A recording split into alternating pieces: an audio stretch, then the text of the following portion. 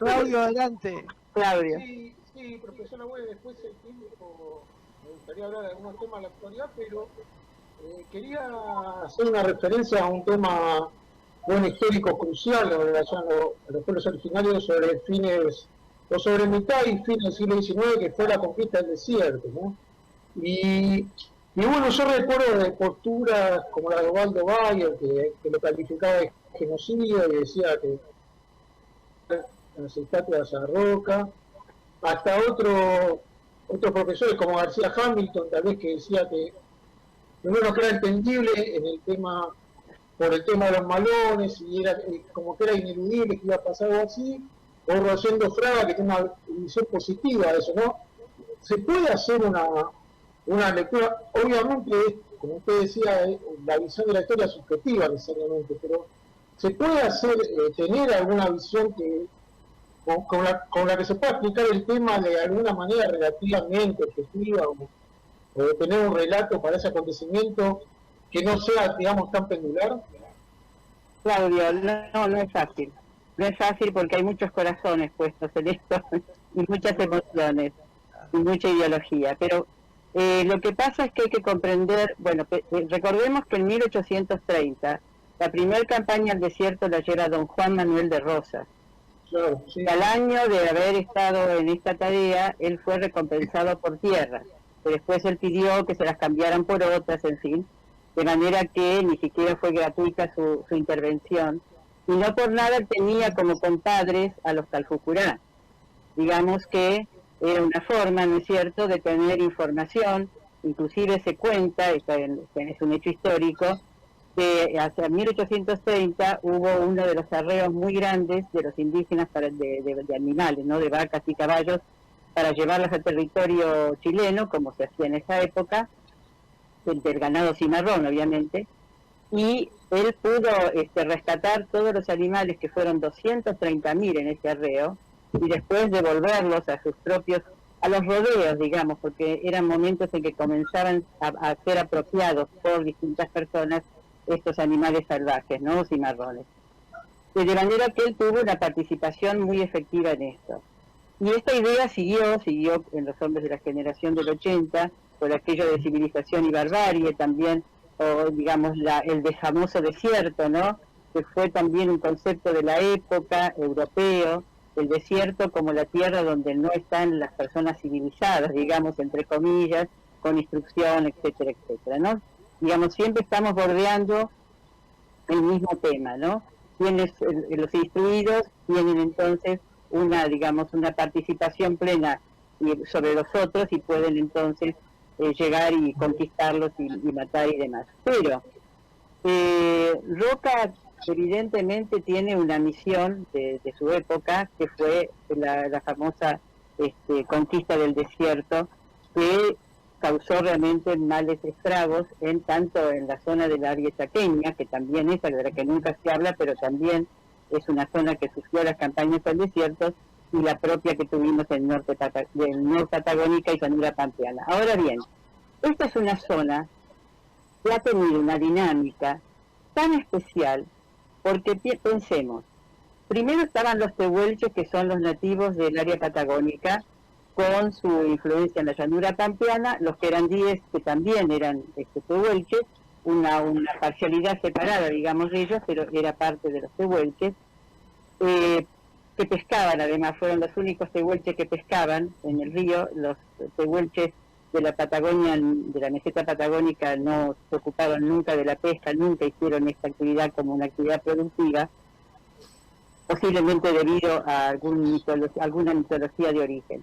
Pero bueno, más allá de esto que no conocemos, hacia el siglo, se supone que hacia el siglo aproximadamente 17-18, ingresan desde el hábitat de Chile de los araucanos o mapuches, araucanos como lo llamaron los españoles, mapuches en su idioma verdaderamente, o los hombres de la tierra, como significa la palabra mapuche, ingresaron a territorio argentino. No era territorio argentino, que ese es el otro tema, ¿no es cierto? De todas maneras ingresaron a un territorio que estaba ocupado por otra nación, que era la nación tehuelche. Y penetraron por el Neuquén, que es donde están los pasos naturales más mejor no transitables. pero hacia fines del siglo XIX, del siglo XVIII, comienzo del XIX, ingresaron aldeas completas de mapuches con sus caciques al frente y se fueron instalando en la región Tehuelche, el norte de Patagonia, porque el sur de Patagonia sufrió otro tipo de, digamos, tuvo otra realidad, ¿no? Pero Norte Patagonia y llanura pampeana. ¿En qué año?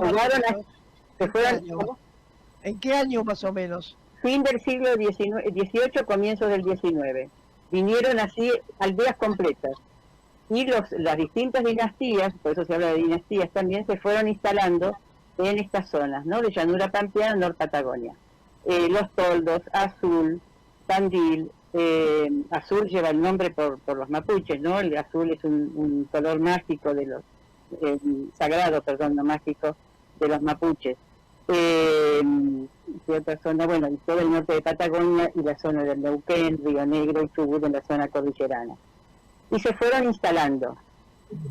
E inclusive, bueno, y tomaron posesión de estas tierras, ¿no? Digamos que fueron posesionándose, y los tehuelches fueron quedando bastante relegados, porque además pensemos que los mapuches era un pueblo como con una organización social mucho más acabada, Claudio, ¿no? Mucho más integrada, tenían sus loncos, es decir, sus jefes, cosa que no pasaba entre los tehuelches, que tenían una jefatura laxa, sobre todo para los momentos de caza y demás. Ellos venían de lo que es Chile, ¿no? Venían de lo que es Chile, digamos. Venían de la zona del río Bío hacia el sur, y ahora están nucleados en Temuco, que es la zona donde están los mapuches, y han hecho una tarea muy interesante en salud. También el gobierno de Chile hace ya muchos años han tratado de trabajar muy bien todo el tema de la salud con ellos, con su salud, digamos, ancestral, poniéndolo en valor, también colaborando en los hospitales. Han hecho cosas muy interesantes. Bueno, el tema es que esta llegada, ¿no es cierto?, masivamente de mapuches, fue creando toda una situación muy especial en esta zona. Entonces, todos los animales que eran cimarrones, comenzaron a ser codiciados por los indígenas, pero también por los que vivían, por digamos, toda la población de la colonia, ¿no es cierto? Porque la colonia tenía su propio compromiso de los fueros que mandaba a España, a Cádiz y a Inglaterra. Y a su vez, los indígenas tenían sus compromisos allende la cordillera, llevándole a sus compatriotas, ¿no es cierto?, los animales, los famosos arreos. Fue de una dinámica tan intensa esta zona, y efectivamente cuando comenzaron a faltar los animales, o sea, cuando comenzó a mermar la cantidad de animales, y comenzaron entonces los primeros rodeos, porque uno imagina la llanura pampeana siempre agrícola, siempre con esas estancias magníficas, no, para nada, ¿no? Y los rodeos eran justamente rodeos, porque eran, digamos, corrales en círculo, donde cada uno, los que podían, iban agenciándose de los animales cimarrones e incorporándolos, digamos, empezando a tener realmente lo que llamaríamos hoy ganado, o sea, ya como una actividad productiva. Y acá empezó la gran pelea. Y acá empezó la gran pelea. Quedaron aniquilados después por esa situación. Díganme ustedes, en todos estos problemas que está habiendo ahora, ¿no? ¿Alguien habló alguna vez de los tehuelches? Nadie los menciona. Es terrible, y están trabajando en Chubut, recuperando su lengua. Bueno, hace un año o dos murió Dora, una de las últimas mujeres que sabía el tema tehuelche.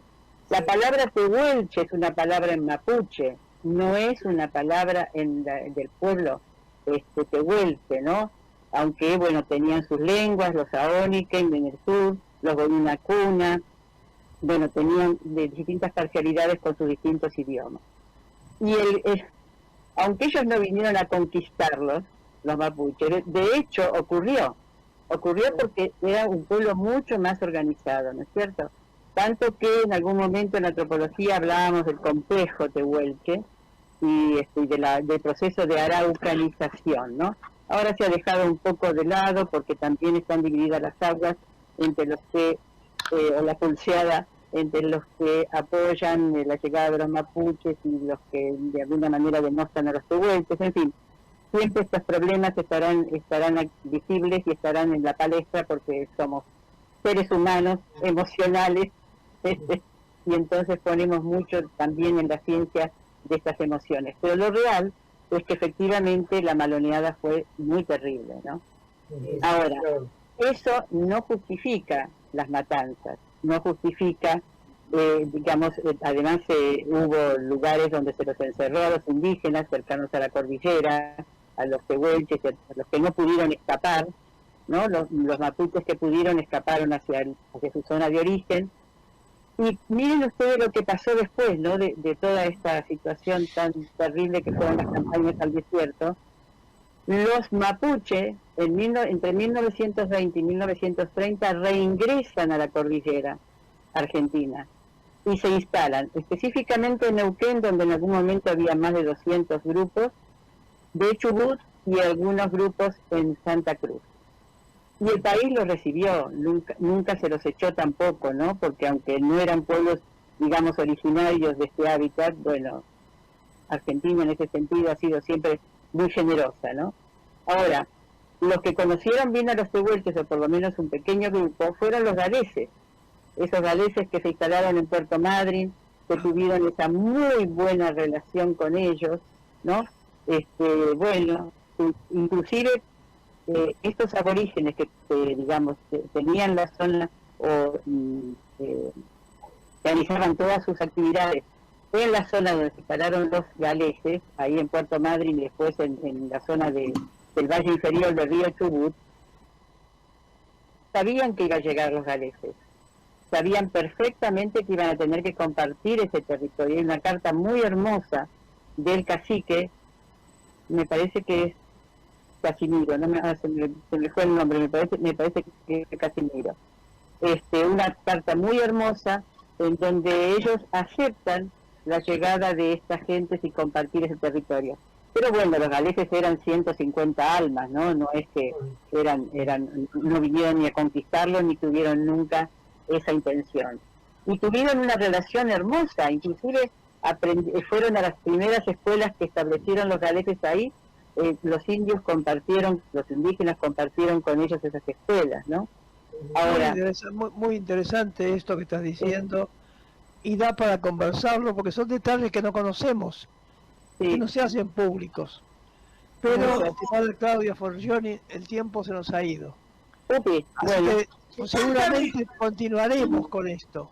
Y nos queda el tema de los tejidos. Quedan 4 minutos, me parece, así que si querés preguntar... 4 minutos. Bueno, si así fuera, yo tengo más de reloj entonces. Aunque sean 2 minutos, por lo menos presentalo el tema. No, bueno, yo quisiera solamente terminar con Claudio. Sí, así como dice Claudio, adelante. Y decirle a Claudio, no es fácil tomar un partido determinado. Ni Roca es un genocida total, ¿no es cierto? Yo creo que no podemos ya a esta altura hablar en esos términos, porque además nos estamos haciendo daño, porque él es el que termina el proceso. Ahora, que hubo hechos deleznables, sí, pero también es cierto que grupos aborígenes iban y se hicieron cómplices del ejército argentino, y soldados del ejército argentino entraron en complicidad con los indígenas. Lamentablemente nunca hemos encontrado un director de cine que pudiera poner en escena, en imágenes, esta situación de la misma manera que lo han hecho los norteamericanos, de los cuales hablamos hace un rato. Sí. Es una realidad tan rica. En Río Cuarto, de Río Cuarto, custodian un archivo de las campañas al desierto tan valioso, que y hay muchos estudios, digamos, mucha gente de la Universidad de Córdoba ha trabajado sobre esos archivos, pero hay correspondencia, telegramas de los caciques en la época justamente de estas campañas, y en donde se trocaban tantas cautivas por tantos bienes, en fin, es muy interesante, y yo creo que no está dilucidado completamente el tema porque creo que hay que trabajarlo mucho más. Yo no soy Gracias, especialista. no, muy interesante. No, a vos, Claudio. Y a ustedes. Hay un par de minutos, si querés uno a preguntarle que... ¿Cómo? Ah, bueno. No, que tenés un par de minutos. No, no sé, me parece que No, estamos dos minutos. y 58. Bueno, no sé, si querés decir en un minuto algo de los tejidos. Bueno, lo que puedo decir es que el tema del tejido es un tema muy interesante en la región del noroeste argentino, porque no nos olvidemos que la Argentina nace en el noroeste argentino, no en Buenos Aires. Sí. Eso también lo tenemos muy olvidado, muy olvidado. Enojados. Yo soy porteña, Carlos, soy porteña, pero viví muchos años y mis hijos son jujeños. Por eso es que puedo tomar partido sin vergüenza. Estuviste muchos años viviendo en Jujuy. 23 años. 23 años. Mucho. Claro. Es nuestra patria de adopción realmente. Pero es un tema muy interesante porque, como dice una antropóloga chilena especialista en tejidos, el tejido, cuando se habla de tejidos, estamos hablando de un pensamiento textil. Y les dejo nada más que esta denominación.